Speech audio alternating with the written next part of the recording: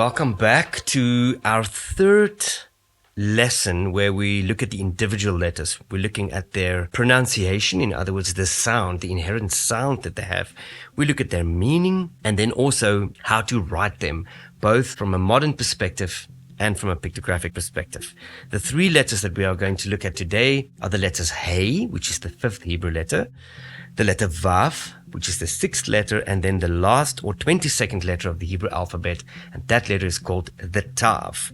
And as I've mentioned in the previous two lessons, the reason why we're not following alphabetical or numerical order is so that we can start making important, basic two-letter words. And today, again, we're going to introduce at the end of this lesson 5 or 6 new two-letter words. But the disclaimer that I want to put in is it becomes increasingly difficult now to decide which words do we include in our vocabulary. Because you can imagine, once we have 9 letters, there are so many combinations. And in Hebrew, most two-letter words can be made from combining any two Hebrew letters. So it becomes difficult, and I have handpicked some of the letters which I think is the most useful for building a basic biblical Hebrew vocabulary. Let's dive straight into the letter Hey, the fifth letter. Now, as you will remember from our first lesson that we talked about the letters, 5 of the 22 Hebrew consonants double up as vowels. And this will make a lot more sense when we deal with the Nikud system or the vowel point system. For now, I need you just to bank that there are 5 Hebrew consonants doubling up as vowels, and they are as follows: the Aleph, and today we're going to look at the Hey, which is the second soft consonant or vowel, the Vav, the third one, and then in the future we're going to look at Yod, the Ayin. All right, Aleph, Hey, Vav, Yod, and Ayin. Those 5 Hebrew letters, and remember all letters are consonants, they double up as soft consonants or vowels. The fifth Hebrew letter, the letter Hey, is pronounced as a H sound, pretty much like our H in English. Again, as it is a vowel, in most cases, it will take on either the form as a E, or a Ha. For now, all you need to know is that the inherent sound of the letter Hey is H. We write it as follow, very similar to the letter Chet, but here we have an opening left top. Just note that. The letter Hey. And interestingly, the ancient picture is the picture of a person with his hand or her hands in the air. And this gives us the meaning of the letter Hey, which says, look, behold. It's an exclamation of wonder, or it's an exclamation of somebody seeing something, taking notice of something, beholding something. Very clearly depicted in the picture. This is the letter Hey. Our next letter for today is the letter Vav, letter number 6. Since the letter Vav also doubles up as a vowel, it is a difficult letter to explain its sound. When used within a word, it often takes the sound U or O, and that'll make sense later.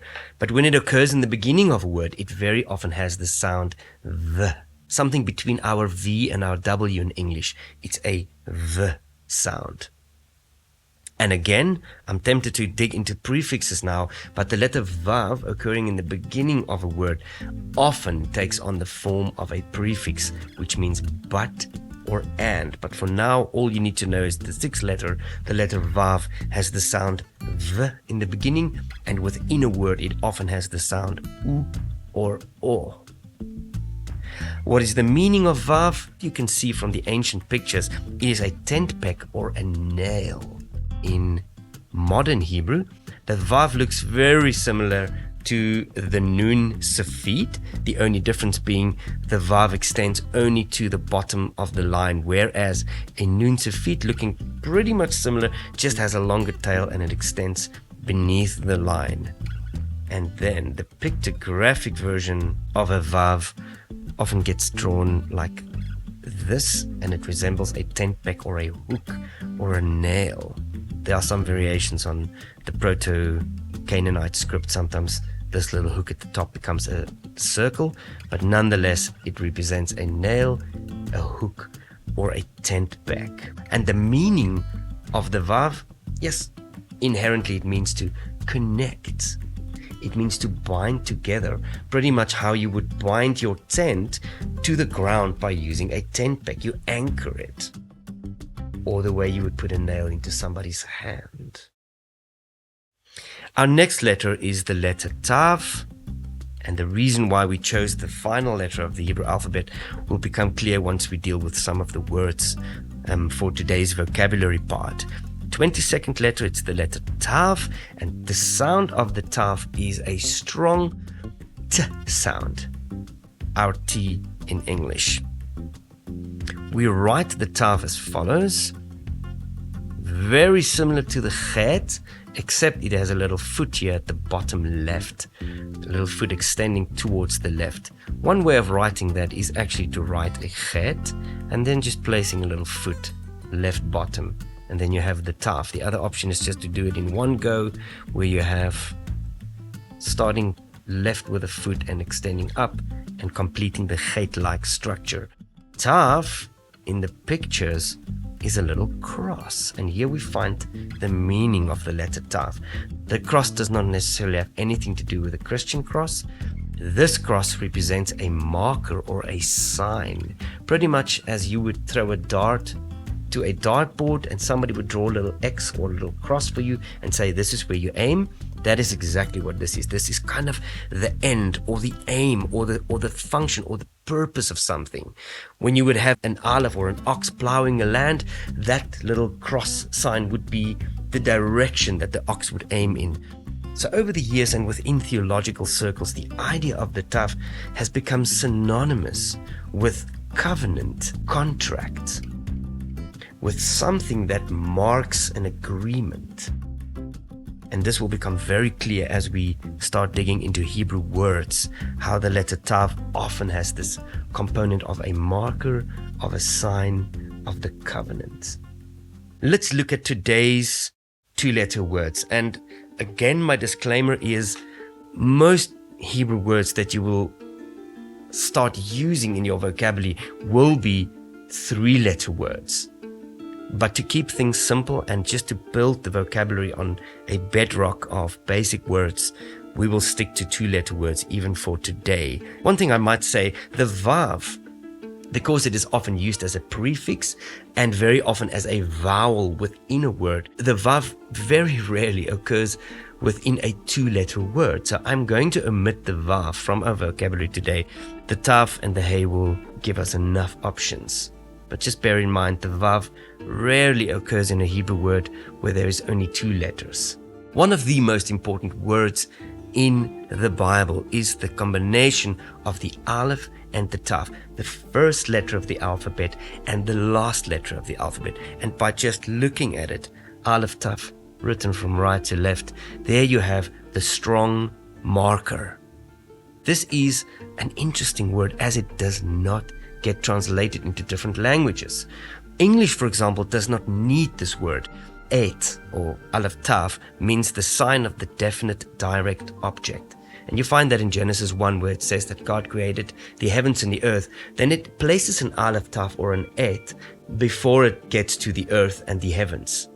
But one thing I want to place emphasis on, when you look at Revelations 1 verse 8, where Yeshua speaks of himself as the Alpha and the Omega, as it is translated in Greek, he most probably spoke of himself as the Aleph and the Tav. This is a very deep and a very comprehensive theological discussion. I'm not going to go into that now, but just bear in mind, I don't think Jesus only meant that he was the first and last letter of the alphabet. I think he made reference to the meaning of the letters.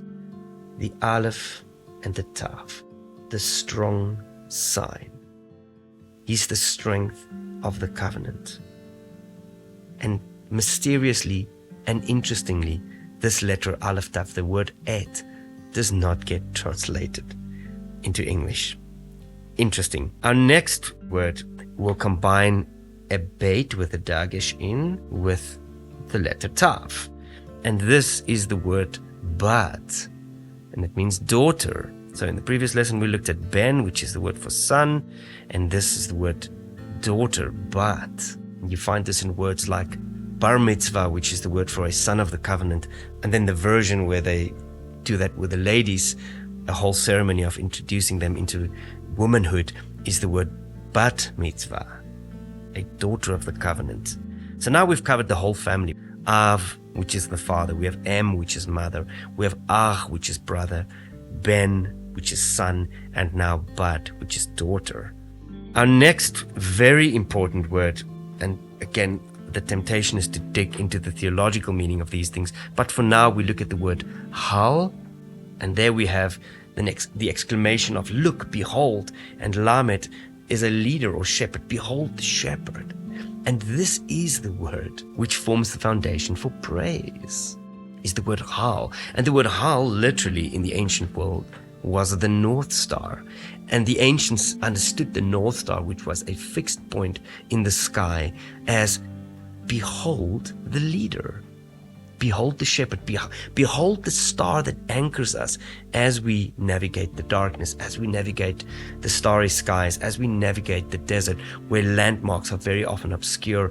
This was the one fixed point, the hal. And by the way, when we get to the verbal form, we will find that the word hal is an exclamation of fixing your gaze onto something. Behold the shepherd, behold the leader. But in its form here as hal, it's a noun and it means the North Star. Our next word is a word that, depending on the vowel point, could be read as tam or tam. The one is a verb. We're going to write it with a tav and a mem, safit. And the one version is tam, a verb, which means to finish or to complete. And you will find that this gets used a lot in the text. And then there's also an adjective form, same spelling, just a different vowel point, and it means perfect or complete, tam. Our next word, two more to go for the day, is the word hen. Here we combine a hey with a nun safit. And the word hen is the word for they, but hen applies only to a feminine plural group. So if I speak about they did something, or they are there, they are busy with, the word hen would always refer to a female-only group of women. In other words, plural, feminine pronoun. And while we're on the topic, we have the word hem, hey, and mem safit, and this is just the male version of that, male plural. Here's an exception in Hebrew. Whether that's a worldview, I don't know, but male plurality always means men only, or a combination of men and women. So whereas hen means they for female or for women only, the word hem means those, men plural adjective, but also mixed group plural adjective. All right, let's recap. We have the word at, the aleph and the taf. We have the word bat, meaning daughter. We have the word hal, which is the North Star. We have tam, which could either be a verb, meaning to finish or to complete, or the adjective meaning perfect or complete. And then hen, it's a feminine plural, always a pronoun. And those, which is the word hem, is a male or mixed plural group, and it is an adjective. Thank you very much. If you've enjoyed this, please like and subscribe and share the love. And let's learn to read Hebrew together. Until next time.